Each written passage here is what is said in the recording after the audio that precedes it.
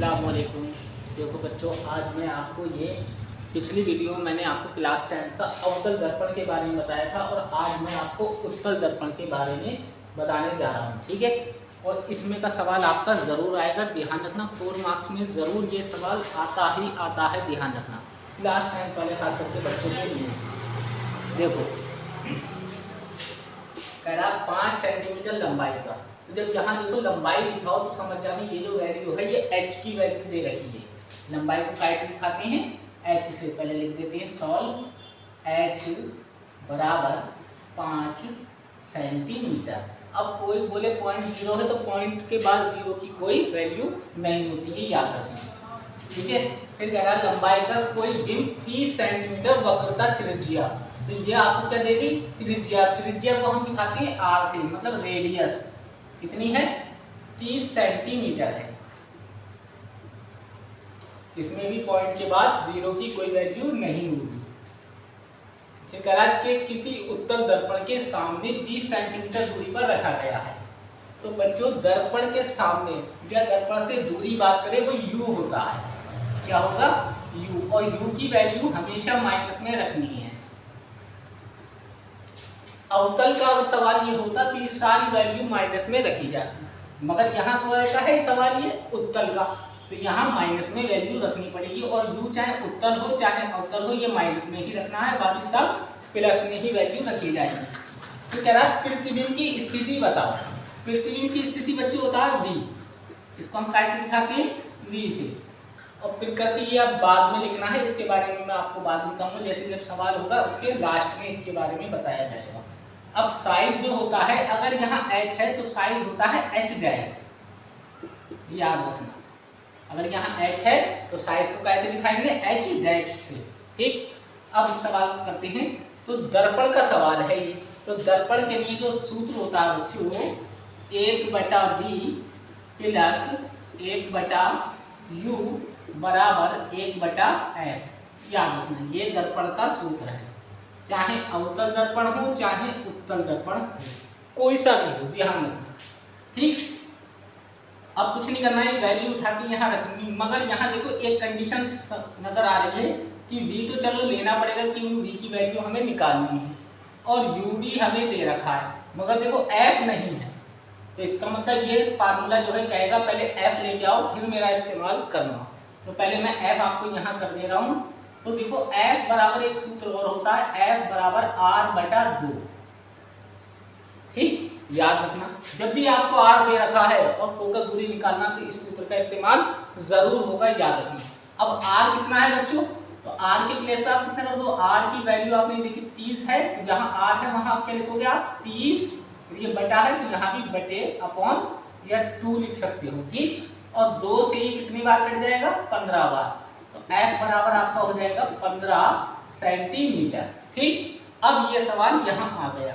देखो v निकालना है, u भी दे रखा और f भी हमने निकाल रखा है, बस अब ये सवाल हो गया। 1/v, अब ये प्लस है और u का मान क्या है, माइनस में, तो प्लस माइनस टकरा के बच्चे क्या हो जाएंगे, माइनस। 1/v की जगह कौन आ जाएगा, 20 बराबर 1/ये कौन है, f, तो f हमने अभी कितना निकाला है, 15, तो यहाँ क्या कर देंगे, 15। ठीक है, अब देखो 1/v को रोक लो, यहाँ 1/v यहाँ लिखा, इसको अभी मत लिखना, उसके बाद ये बराबर लिखना है। ये बराबर के उधर कौन है, 1/15। ठीक, अब ये माइनस का 1/20 जब उधर जाएगा तो काय का हो जाएगा, प्लस का।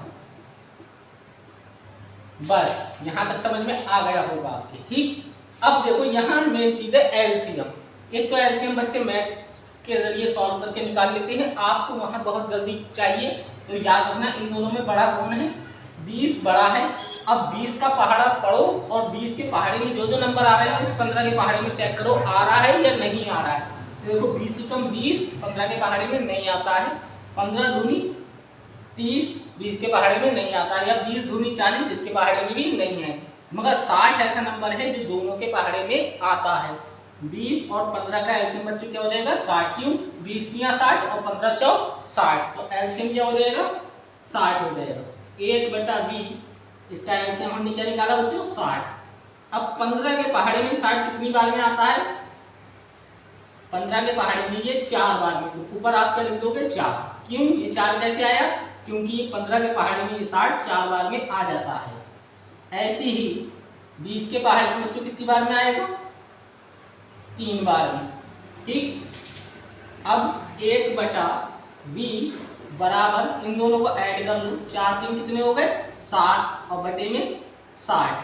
अब इसको पलट दिया जाता है, 1/v का उल्टा क्या हो जाएगा? यहाँ कर ले रहे हैं, 1/v का उल्टा हो जाएगा बच्चों v, और नीचे 1 होता है, चाहे वो आप 1 लिखो या मत लिखो। जब इसको आपने पलटा है तो इसको भी आप पलटोगे, तो 60 ऊपर आ जाएगा, 60 नीचे। तो ये आपको किसका मान मिल गया? v का। अब चाहो तो v यहाँ लिखने की जरूरत, 1 नीचे लिखने की जरूरत नहीं है v के नीचे।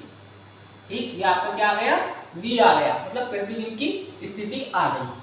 ठीक है, अब सेकंड इनने पूछा प्रकृति, मगर प्रकृति अभी लिखो मत, साइज निकालेंगे हम पहले। तो साइज का सूत्र बच्चों होता है h डैश बराबर माइनस, अगर इस सूत्र में यहाँ प्लस आ रहा है ये याद रखना, इस सूत्र में पहले प्लस लगाया है तो यहाँ बाहर क्या लगाना पड़ेगा आपको? माइनस v गुणा h अपॉन u।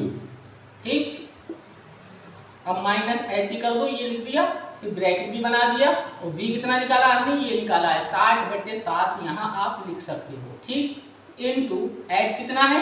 h हमारा 5 है तो यहाँ हम 5 लिख देंगे, और u बच्चों कितना है? u की वैल्यू ये दे रखी है -20, तो यहाँ क्या करेंगे? -20। ठीक, अब माइनस से ये माइनस कैंसिल, और 20 से कितनी बार कट गया? 3 बार। अब इस 3 की इस 5 से गुणा करो, 3 पंजे 15/7 सेंटीमीटर। चाहो तो भाग कर दो, नहीं तो यहाँ छोड़ सकते हो आप। ठीक है, अब देखो, अब इसको लिखेंगे प्रकृति, मेन काम यही है। प्रकृति बराबर, अगर ये x डैश का मान यहाँ प्लस में आता है तो सीधा और आभासी लिखा जाता है। क्या लिखा जाएगा? सीधा और आभासी। प्रतिबिंब जो होगा कैसा होगा? सीधा और आभासी होगा। ठीक है, बस ये याद रखना कि प्रकृति हमेशा आप लास्ट में ही लिखना। ठीक है, और यही सवाल था, 4 नंबर का सवाल है, बहुत आसान सा क्वेश्चन है। इस सवाल को आप 2-3 बार प्रैक्टिस करो और ये आपको बिल्कुल करेक्ट आ जाएगा। ठीक है, अस्सलाम वालेकुम।